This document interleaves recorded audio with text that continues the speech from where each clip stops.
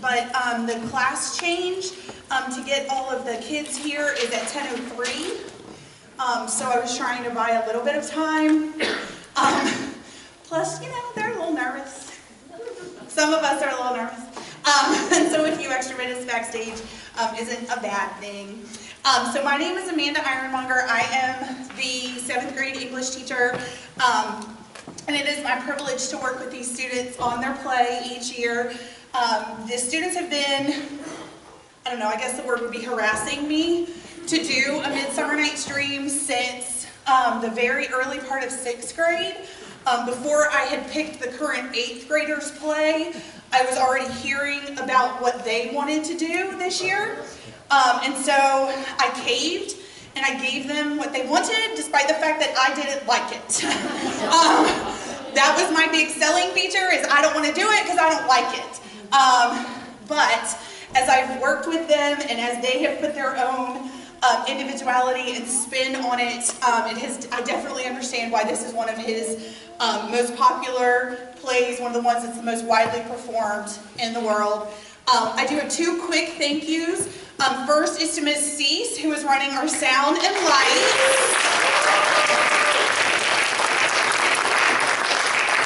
And I want to thank Harrison and Julia. They have been my assistant directors for this show. So they have been helping me with casting, with costumes, with props, with sets, with keeping the kids organized, with keeping me organized. And so they have just been such a big help to me. Genuinely do not think that I could have done it without them. So, which one is this first? A Midsummer Night's Dream, William Shakespeare's most popular comedy, was written around 1594 or 95. It portrays the adventures of 4 young lovers and a group of amateur actors, their interaction with woodland fairies and the Duke and the Duchess. Taking place in a mythical Athens and an enchanted forest, there is a handsome fairy king, a misguided parent, star-crossed lovers, a weaver who finds himself transformed into a donkey, and fairies. This work is widely performed around the world, and no wonder. It's about the world's most popular topic, love. But as Puck knows, falling in love can make a fool of us all. One of our characters finds himself unable to articulate what has happened to him during the play, and so he explains it in his own unique way. The passage bears a striking similarity to 1 Corinthians 2, 9 through 10, which in the ESV reads, "But as it is written, what no eye has seen, nor ear heard, nor the heart of man imagined, what God has prepared for those who love him. These things God has revealed to us through the Spirit, for the Spirit searches everything, even the depths of God. We know love from our parents, family, friends, church, etc., but we cannot begin to comprehend the immense, all-consuming love God has for us. Lysander says, the course of true love never did run smooth. That is very true, but God's love, guidance, teaching, and plans, though not always smooth, are perfect, ever-present, and unimaginably good. Thanks be to God."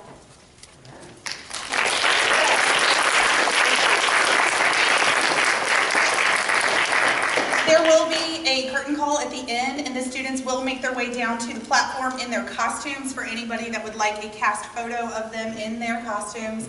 I can't wait for you to see their costumes. Quite possibly one of them was told, if you love me, you'll wear it, and he did, and I'm excited.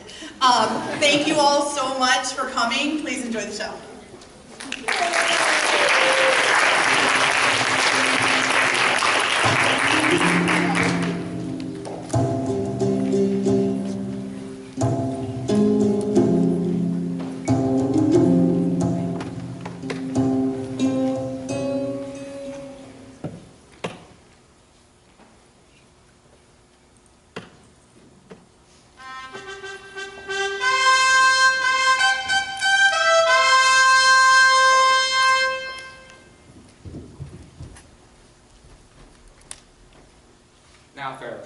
Our nuptial hour draws on apace. 4 happy days. 4 days will quickly steep themselves in night. 4 nights will quickly fade away the time.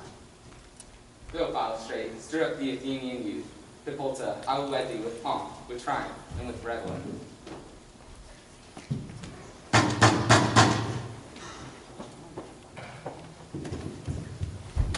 Happy Theseus, for renowned youth. Thanks, good Aegeus. What's the news with thee? Full of vexation, come by. Let's go playing against my child, my daughter Hermia. Demetrius here has my consent to marry her. This, Lysander, hath interchanged love tokens, both my daughter's heart to her obedience, which is due to me. Stubborn harshness, and gracious due. I beg ancient privilege of Athens, as she is mine. I may dispose of her, either to marry Demetrius or to her death. Demetrius is a worthy gentleman. So is Lysander. But one in your father's voice, the other must be held the worthier. I beseech your grace that I may know the worst may befall if I refuse. Either to die the death or forever abjure the society of men. Lysander, yield thy grace title to that certain right. You have your father's love, Demetrius. Do you marry him? My lord, I am beloved of beauty as you. Why should I not then prosper? This man used to be engaged to Helena, my Hermia's friend, who dotes in idolatry upon his man. I confess that I have heard so much. Demetrius and Aegeus, come with me. Hermia, fit your fancies to your father's will. My love, meet me in the wood tomorrow night, and we shall flee this sharp Athenian law. Godspeed for Helena. Whither away? Call you me fair, Demetrius loves your fair. Take comfort, he no more shall see my face. Helena, to you our minds we will unfold. Tomorrow night, under the silver moon, through Athens' gates we advise to steal. And in the wood there shall we meet, and thence from Athens turn away our eyes. Keep word, Lysander. Helena, adieu. As you and him, Demetrius dote on you. I will go tell Demetrius of her flight, then to the woods will he pursue her, and I will have his sight again.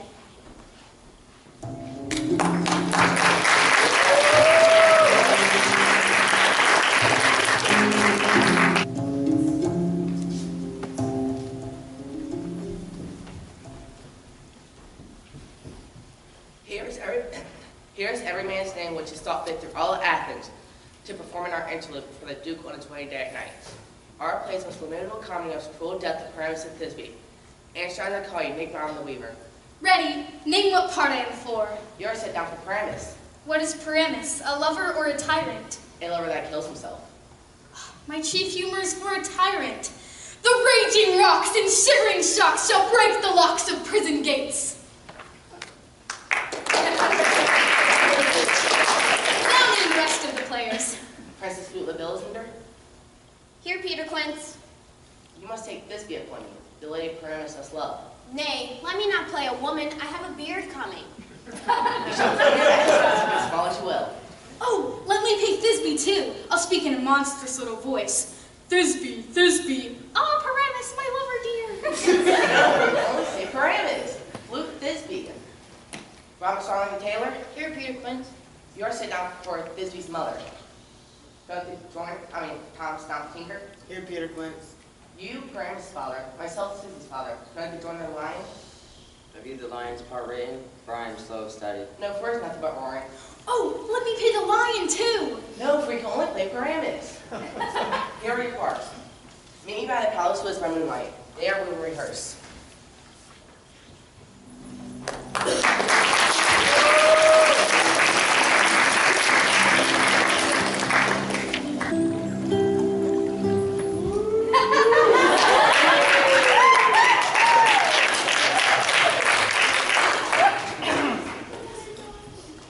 Who's here?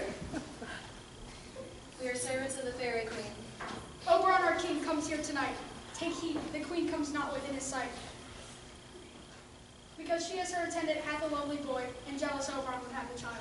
Are you not that shrewd and knavish spirit, some call Robin Goodfellow and some sweet puck? I am he, but here come Oberon and Titania.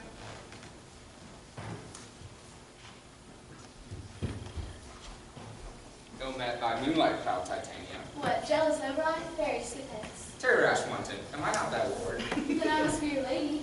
How long within this wood until you stay? Perchance not for the Theseus' wedding day. Give me the boy, and I will go with thee. Not for thy fairy kingdom, fairies only. I will torment thee for this injury.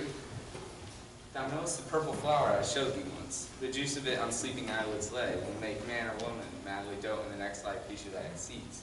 Fetch him, sir. I'll put a girdle around the earth in 40 minutes. I'll watch Titania when she is asleep and drop the liquor of it in her eyes. The next thing that she, waking, looks upon, whether it be lion or bear or wolf or bull, on meddling monkey or busy ape, she shall pursue it with the soul of love.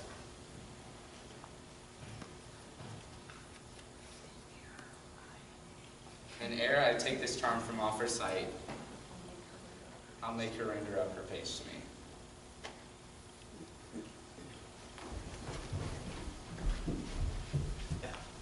Where's Lysander and fair Hermia? Thou toldest me they were stolen into this wood. Hence, you do impeach your modesty, committing yourself at night to one who waits. It is not night when I do see red lights. Let me go, and do not follow me. I will follow thee and make a heaven of hell.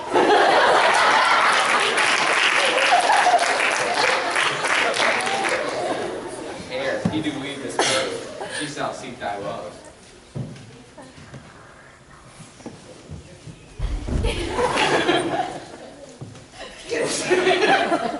With the juice of this, I'll streak Titania's eyes and make her full of hateful fantasies.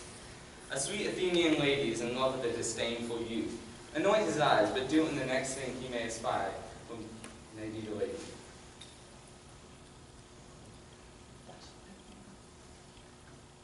You shall know the man by the Athenian garments he hath on. Fear not, my lord.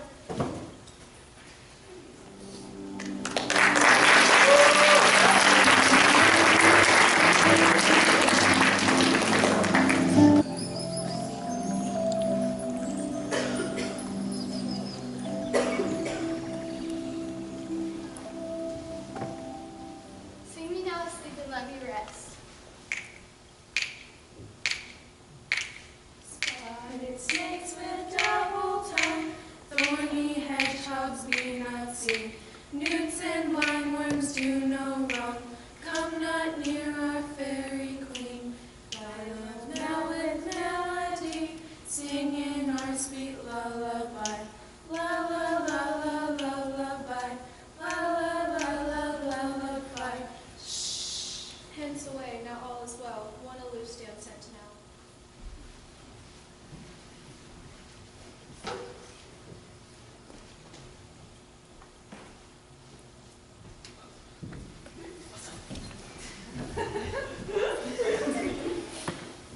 What thou seest when thou dost wait, do it for thy true love's take.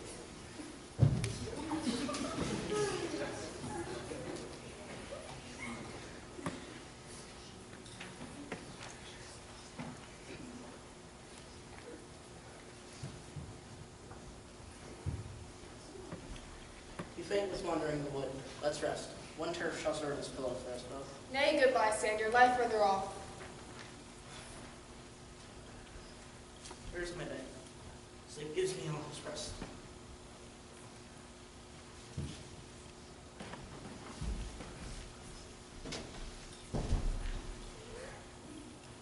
Who is here? The weeds of Athens he doth wear, and hear the maiden sleeping sound. When thou wakest, let love forbid. Sleep his seat on the eyelid.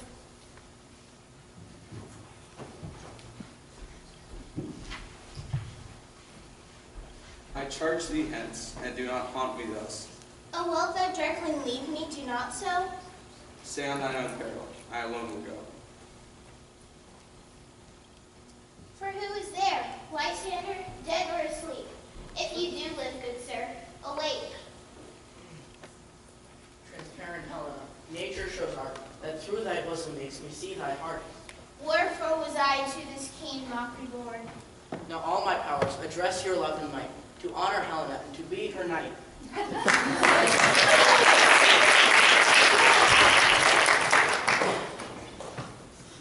Lysander, Lord, gone, no sound, no word, no, then I well perceive you are not nigh. Either death or you will find immediately.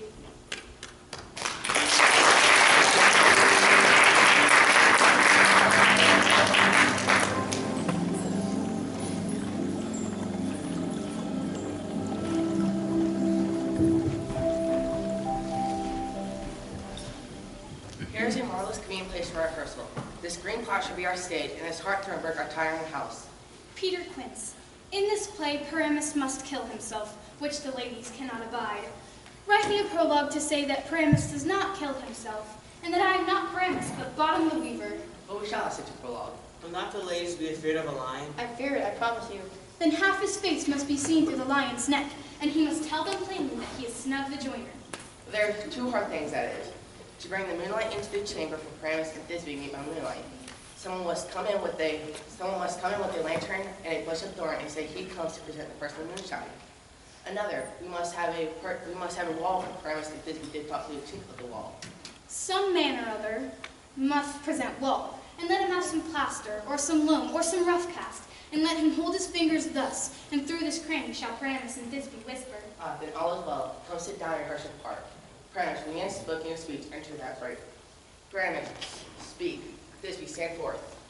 Thisbe, the flower of odious savors sweet, so hath thy breath, my dearest Thisbe dear. But hark, a voice, stay thou till I appear. Must I speak now? Aye, he must, for he goes but to see news that he heard. Most radiant Paramus, most lily white of hue, as true as horse that yet would never tire, I'll meet thee, Paramus, at Ninny's tomb. You must not speak that yet. Paramus, enter, your cue is past, it is never tired. Oh, as true as horse that yet would never tire.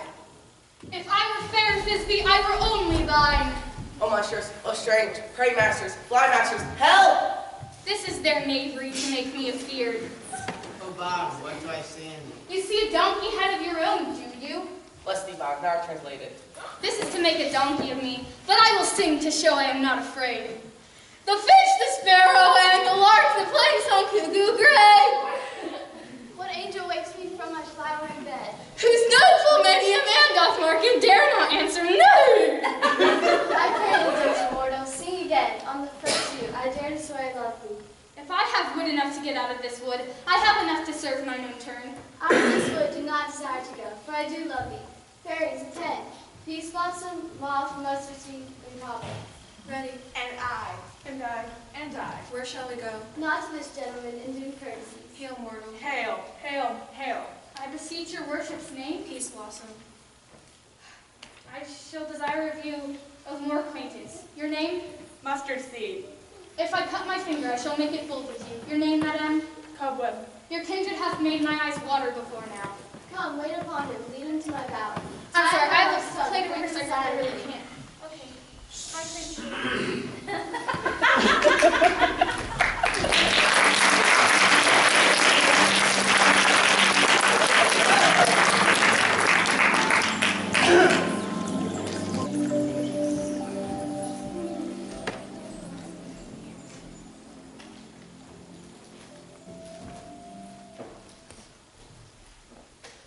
How now, mad spirit? My mistress with monster is in love. A crew of rude mechanicals rehearsed to play, where I, a donkey's knoll, fixed upon Paramus. Titania wakened, straightway left the donkey. And hast thou watched the Athenian eyes as I did bid thee? I took him sleeping with the Athenian woman by his side. Stand close, this is the same Athenian. But that is not the man. If thou hast slain Lysander in his sleep, then kill me too. I am not guilty of Lysander's blood. I pray thee, then tell me then that he is well. And what should I get therefore? A privilege, never to see me more. There is no following here in this fierce vein. Here therefore for a while I will remain. What hast thou done? Thou hast mistaken quite and laid the love juice on some true love's sight. By some illusion bring thou Helena here. I'll anoint his eyes against she do appear. I go, look how I go. Flower of this purple dye, seek an apple of his eye. When his love he doth espy, beg of her for remedy.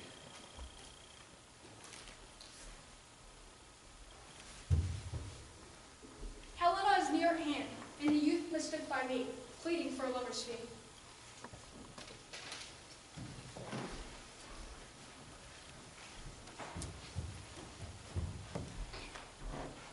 Why should you think that I should woo and scorn? Because your vows are Hermia's. No, Demetrius loves her, and he loves not you. O Helena, goddess, nymph, perfect, divine. Oh spite, oh hell, I see you are all bent to join against me for your merriment. You are unkind, Demetrius, for you love Hermia. No, not to Helena, so my love returned. Lysander, why unkindly didst thou leave me so? To see for Helena, for I love her so. Will you join me in scorning your poor friend? I scorn you not. It seems that you scorn me. Have you not set Lysander as a scorn to follow me and praise my eyes and face, and may your other love Demetrius call me goddess, nymph, divine, and rare? Stay gentle, Helena, my love, my life, my soul. Sweet, do not scorn her so. Helena, I love thee. By my life I do. I love thee more than thee. If thou sayest so, withdraw and prove it too. Quick, come. Lysander, wherefore intends all this? Hang off, thou cat, thou bird.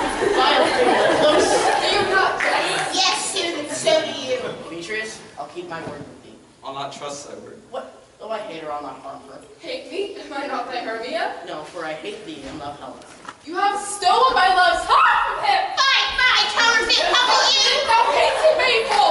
How low am I am not so low, but that my heels can reach into your eyes. Though she is little, she is fierce. I evermore did love thee, Hermia, save that I told Demetrius of your stealth into this wood. Let me go hence to Athens while I bear my folly back. Why get you gone? Who is it that hinders you? A foolish heart I leave here behind. What, with Lysander? With Demetrius. Be not afraid, Helena. She will not harm thee. Get you gone, you dwarf. My lord, sit down, Helena. Now she holds me not. Now follow if thou darest. To try this right, thine or mine is most of mine. Follow, nay, I'll go with thee cheek by jowl. Your hands are quicker for a fray. My legs are longer, though I run away. I am amazed and know not what to say. It's thy negligence!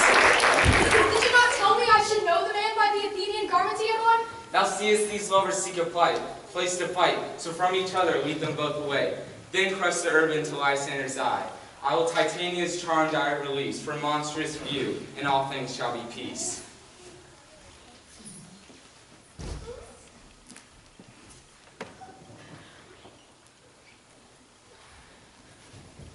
Where art thou, proud Demetrius? Speak thou now. Here, Bill, we've gone and ready. Where art thou?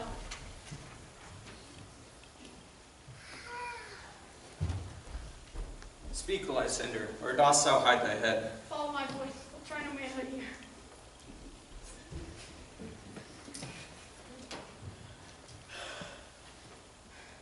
When I come where he calls, he is gone. Here I will rest me. Come morning light, I'll find Demetrius and revenge this spite.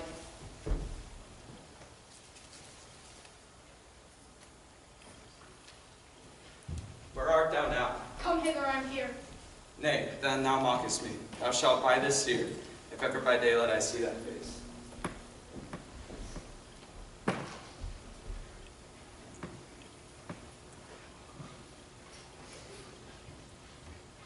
A weary night, a long, tedious night. May sleep steal me from my own company.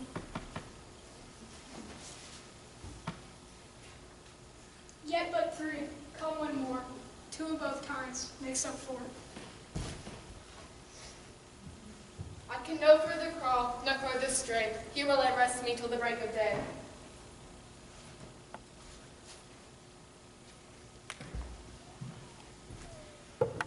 When thou wakest, thou takest true delight in the sight of thy former lady's eye.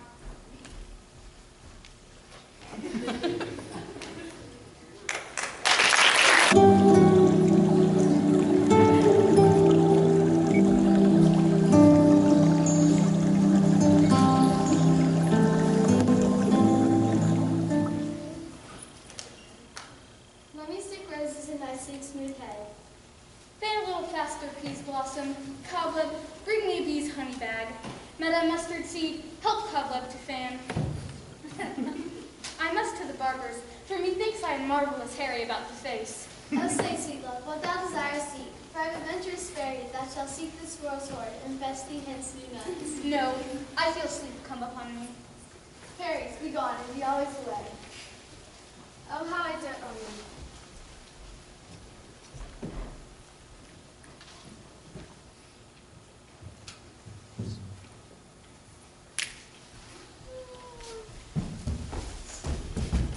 Welcome, good Robin. Thou seest this sweet sight? I have the boy now, and will undo this hateful imperfection of her eyes.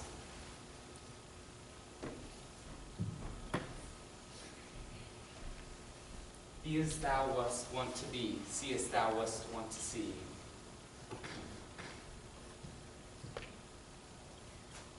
My Oberon, what visions have I seen? Methought I was enamored of a donkey. There lies your love. Oh, how my eyes do roll on his visage now. Robin, take off his head. When thou wakest, with thine own fool's eyes see. Come, my lord, and in our flight, tell me how it came this light.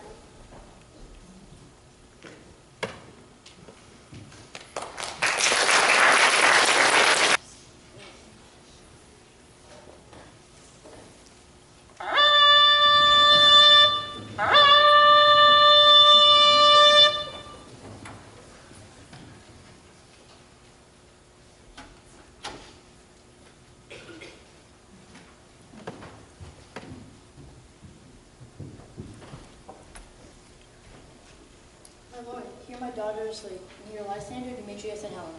Go bid the huntsmen, wake them with their horns.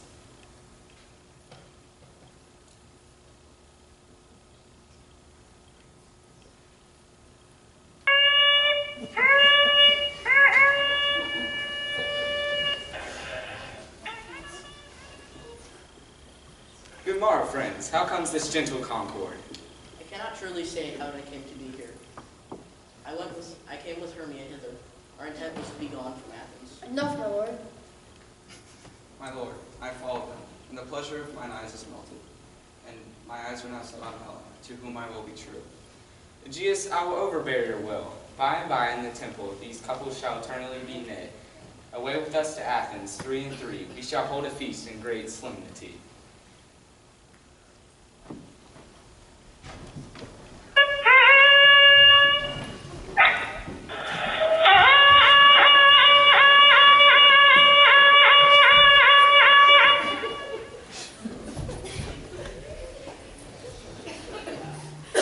I have had a most rare vision indeed. Methought I was, and methought I had. The eye of man hath not heard, the ear of man hath not seen what my dream was. I will get Peter Quince to write a ballad of this, and call it Bottom's Dream, for it hath no bottom.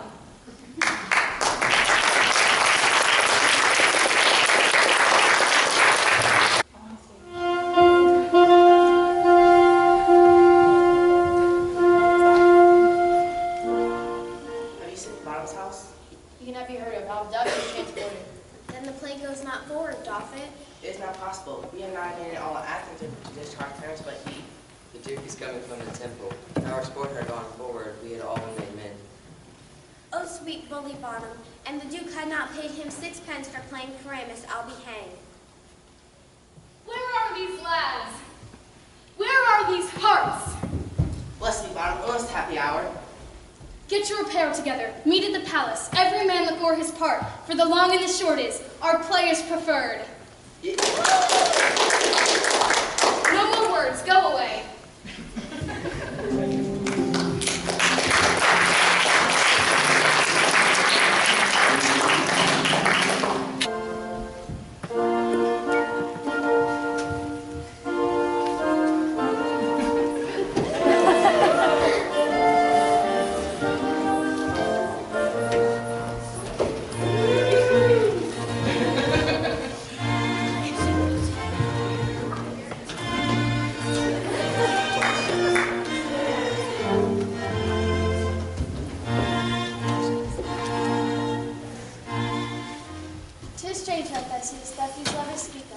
Lovers and madmen have such seething brains, and in the night, imagining some fear, how easy is a bush supposed to bear. Joy, gentle friends, joy in fresh days of love. What revels are at hand? Is there no play, no mask, no music? A play there is, my lord, some 10 words long, which when I saw rehearsed, I must confess, made mine own eyes water merry tears. Who are they that do play it? Hard-handed men that work here in Athens now labor against your nuptial. And we shall hear. Go, bring them in. Take your places. So please your grace, the prologue is addressed. The actors are at hand, and by their show you shall know that all that you are like to know. This man is Paramus that you would know. This gentle lady, Thisbe is certain. This man with lion and rough cast stealth in his walls. This man with lantern, dog, and bush of thorn prevents moonshine. Last to behold, grizzly beast which lions height by name. Let lion, moonshine, wall, and lovers plain, at large discourse while fair they do remain.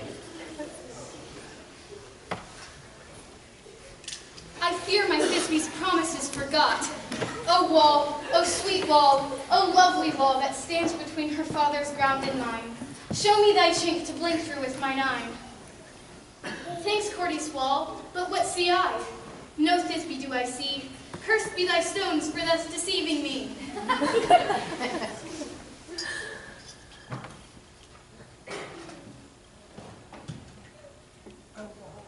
O wall, full often hast thou heard my moans for parting my fair Paramus and me.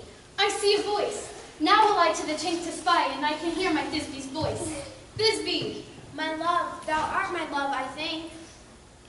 Wilt thou at Minnie's tomb meet me straight away? Tide life, tide death, I come without delay. Thus have I walled my partner's charge so, and having done, away walled and go.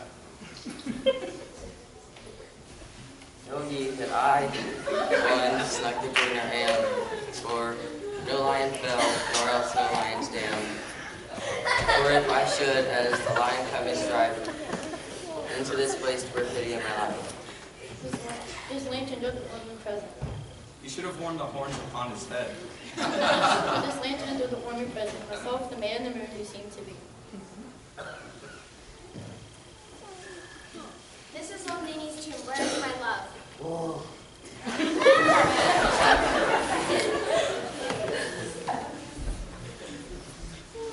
I thank thee, moon, for shining now so bright.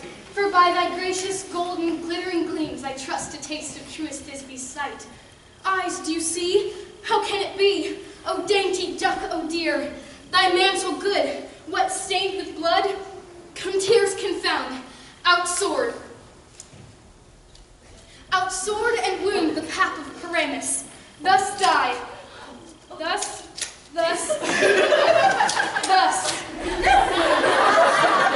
Now I am dead. Now I am fled. My soul is in the sky. Tongue, lose thy light. Moon, take thy flight. Moon, take thy flight. Now die.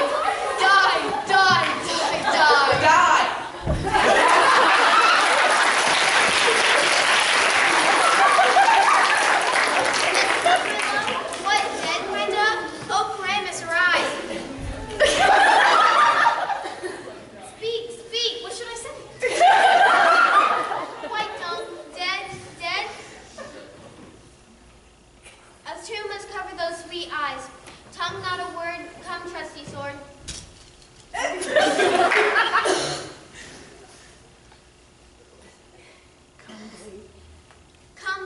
Come blade my breast and bruise, and farewell friends, thus Thisbians, adieu.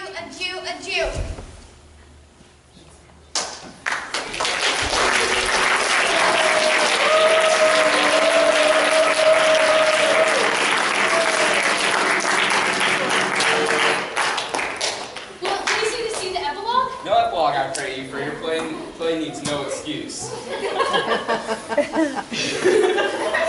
Lovers to bed, 'tis almost fairy time. In a fortnight hold we in great solemnity. In nightly revels in new jollity.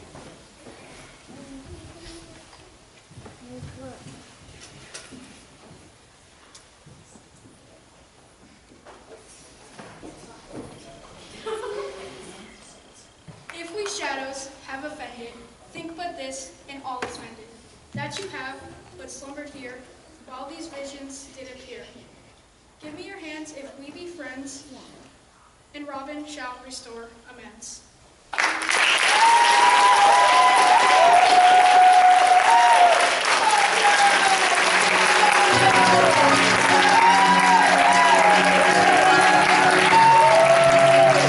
There are no words, no phrase I could create